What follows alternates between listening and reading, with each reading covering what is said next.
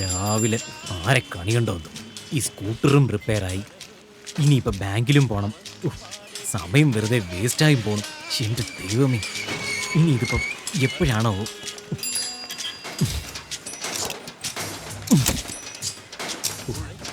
അനിയ, എന്താ കാര്യം? സ്കൂട്ടർ സ്റ്റാർട്ട് ആകുന്നില്ല, വന്നൊന്ന് നോക്ക്.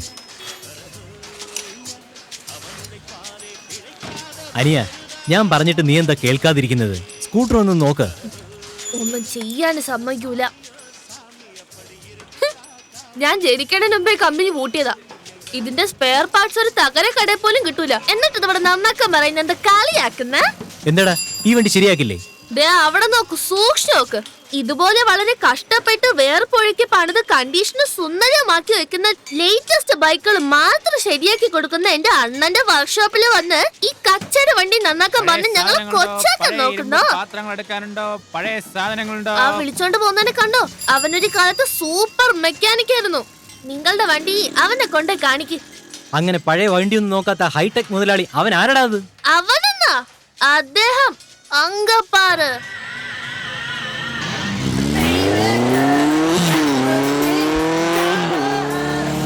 കൊറേ നേരം ആയാലേ, എവിടെ അവൻ? ദേവം വരുവോ, വലിപ്പിക്കൂ.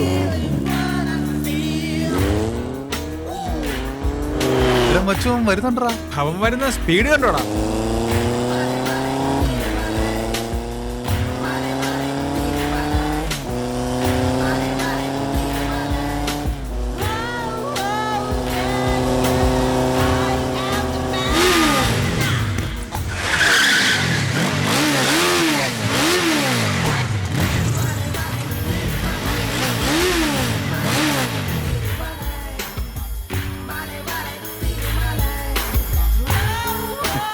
ഞാൻ റെഡി. ഇനി മുതലാണോ മത്സരം? അതോ നീ ഇതുവരെ ജയിച്ചതിന്റെ കണക്കെടുത്തിട്ടേ വരുള്ളൂ? ഇതിനു മുമ്പ് ജയിച്ച ഒന്നും ഇവിടെ പ്രശ്നമല്ല. ഈ പന്തയം വേറെയാ. ഇവിടെ ജയിക്കുന്നതും തോൽക്കുന്നതൊന്നും പ്രശ്നമല്ല മച്ചു. ചീറ്റപ്പുലിയെ പോലെ പറത്തണം ബൈക്ക്, അതാണ് ലക്ഷ്യം. അങ്ങനെയാണെങ്കിൽ പന്തായ ഇവിടെ തുടങ്ങാൻ നീ തന്നെ പറയും. ഇവിടെ തുടങ്ങുന്നത് ഇവിടെ തന്നെ, അവസാനിക്കുന്നത് ഇവിടെ തന്നെ. എന്താടാ ബെറ്റ്? ജയിക്കുന്നവന് പണം. എത്രയാ? 1 രൂപയോ? അപ്പൊ തോറ്റവൻ? ഓടാ മരമണ്ട. നീ ഓടിച്ച ബൈക്കിന്റെ ചാവി വണ്ടിയിൽ വെച്ചിട്ട് ശംഖൂതിക്കൊണ്ട് ഓടിക്കോണം. നോക്കടാ, ഒറ്റ അടിക്ക് 10 ബൈക്കും അടിച്ചോണ്ട് പോകാനുള്ള പണിയാ. ആ പണി റിസ്ക് ആണ് വെച്ചു. കറക്റ്റ്, റിസ്ക് ആണ് ജീവിതം. തോൽക്കുന്നതോർത്ത് ഭയന്ന ഈ ലോകത്ത് ജീവിക്കാനേ പറ്റില്ല മച്ചു. ഞങ്ങൾക്ക് കുറച്ച് ആലോചിക്കാൻ സമയം എന്താ?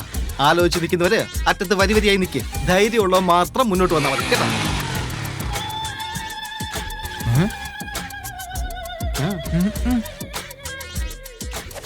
Hi Lawrence.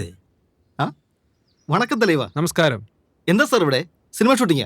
ആ വഴിയിലൊരു പന്തയം, വെറുതെ പങ്കെടുക്കാൻ വന്നതാ. ആ ശരി സാർ, ഇത് സിനിമ ഷൂട്ടിംഗ് അല്ല, യഥാർത്ഥ റൈസാ. ജസ്റ്റ് സ്കിഡായ മതി, മുഖമെല്ലാം വികൃതമാവും, കയ്യും കാലും ഒക്കെ ഒടിഞ്ഞ് ആശുപത്രി കിടക്കേണ്ടി വരും. പേടിയുള്ളവർ മാറി നിൽക്കട്ടെ, ധൈര്യം ഉണ്ടെങ്കിൽ മത്സരിക്കേ. വീഥി അച്ഛപ്പേരെ കണ്ണൊക്കെ കണ്ടോ, ഞാൻ വിജയിച്ചു വരുന്നത്.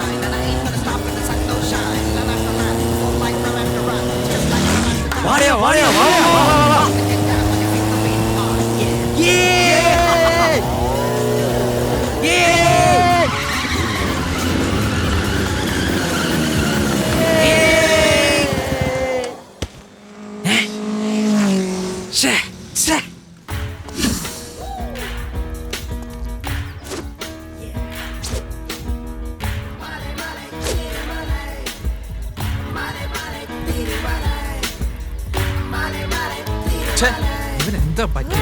ഇങ്ങനെ ബ്രേക്ക് പിടിക്കാനാണോ ഫാസ്റ്റ് ആയിട്ട് ഓടിച്ചത്?